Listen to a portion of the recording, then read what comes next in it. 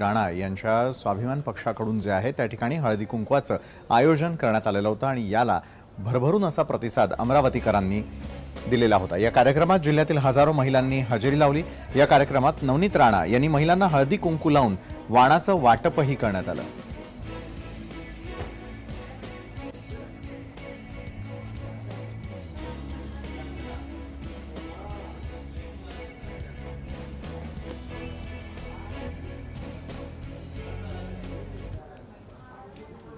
तर हळदी कुंकवाच्या या कार्यक्रमाबरोबरच आणखी एका मेळाव्याचं आयोजन करण्यात आलं होतं, ज्यात फार मोठ्या प्रमाणामध्ये महिलांनी आवर्जून सहभाग देखील नोंदवलेला होता। अमरावतीच्या बडनेरा मतदारसंघाचे आमदार रवी राणा यांच्या युवा स्वाभिमान पार्टीकडून सायन्स कोअर मैदानावरती युवा स्वाभिमान महोत्सवात महिलांचा मेळावा घेण्यात आला। यावेळी रवी राणा आणि त्यांच्या पत्नी नवनीत राणा यांनी या मेळाव्याला संबोधितही केलं। येत्या लोकसभा निवडणुकीसाठी नवनीत राणा पुन्हा एकदा लोकसभेला आपलं नशीब आजमावणार आहेत। यावेळी खासदारकीसाठी निवडणूक लढवणार असल्याचं सांगत आपल्या मतदारसंघातील महिला भगिनींना हक्काची घरं मिळवून देण्यासाठी प्रयत्न करणार असल्याचं आश्वासन देखील नवनीत राणा यांनी दिलं। माझे जिल्ह्यामध्ये प्रत्येक एक बाईला घर भेटला पाहिजे, त्याच्यासाठी मी खासदारसाठी परत मैदानात उतरणार आहे।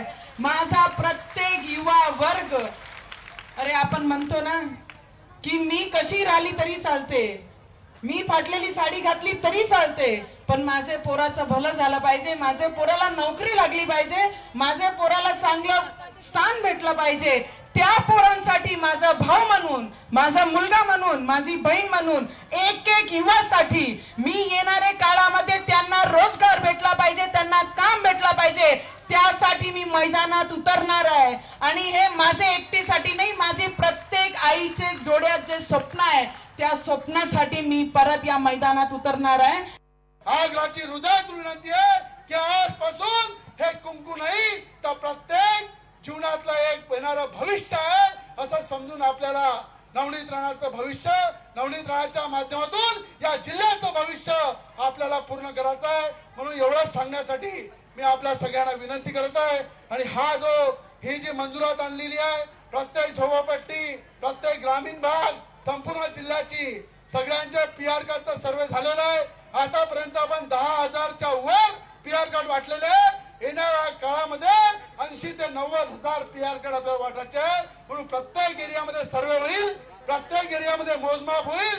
1 रुपया कुणाला द्यायचं नाही, पूर्ण फुकटामध्ये तुमच्या घरपोच पीआर कार्ड येईल। तर रवी राणा यांच्यातर्फेच आज खास पतंग महोत्सवाचं देखील आयोजन करण्यात आलेलं होतं। अनेक युवक युवतींनी देखील यावेळेला या पतंग महोत्सवामध्ये आवर्जून सहभाग नोंदवलेला होता। अमरावतीच्या सायन्स कोअर मैदानावरती या महोत्सवाचं आयोजन करण्यात आलं। या महोत्सवानंतर महिला मेळावा देखील ठेवण्यात आला।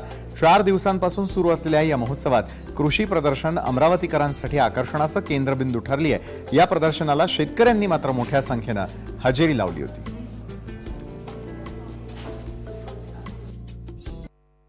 13 तारखेचा आमचा एक महत्त्वाचा होता की मुख्यमंत्र्यांनी राज्योत्सव अभियान इथे मंजूर केलं होतं। त्या राज्योत्सव अभियानामध्ये जवळपास 30-40 हजार लोकांनी इथे व्हिजिट दिली, 15 ते 20 हजार लोकांना त्याहून लाभ दिला। ते राज्योत्सव अभियान सुद्धा अमरावती शहरामध्ये स्वाभिमान महोत्सव निमित्त घेण्यात आलं।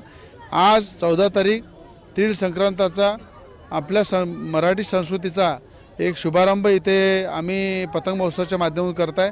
पतंग महोत्सवाच्या माध्यमातून लहान मुलांना जवळपास 10,000 पतंगीचं आम्ही इथे वाटप करताय। मोठ्या पतंग उडवून एक चांगला शांततेचा संदेश या माध्यमातून आम्ही पूर्ण राज्यामध्ये देशामध्ये देत आहे। आणि या पतंग महोत्सवामध्ये मी स्वतः युवा स्वाभिमान पार्टीचे सगळे कार्यकर्ते आणि लहान मुलं आमच्या अमरावती शहरातले या पतंग महोत्सवामध्ये आनंद